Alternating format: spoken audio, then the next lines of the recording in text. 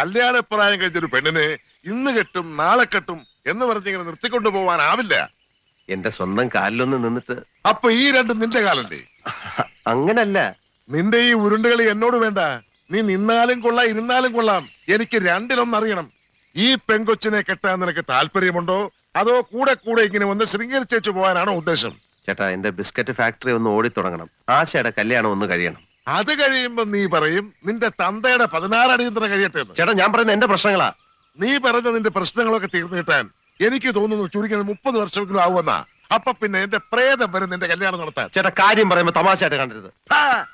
നീ ആരെയാടാ കാര്യം പറഞ്ഞ് പഠിപ്പിക്കുന്നത്? തന്തയുടെ ഇല്ലെങ്കിൽ പിന്നെ എന്തിനാടാ ആ പാവപ്പെട്ടിനെ മോഹിപ്പിച്ചത്? ഡാച്ചായണി ബിസ്ക്കറ്റ്. ലോകത്താരെങ്കിലും ബിസ്ക്കറ്റിന് ഡാച്ചായൻ എന്ന് പേരിടുകൂടാ.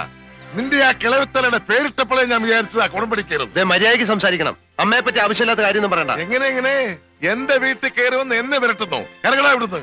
നിന്നെപ്പോലെ നട്ടിലില്ലാത്ത ഒരുത്തനെ എന്റെ പെങ്ങക്ക് വേണ്ടടാ.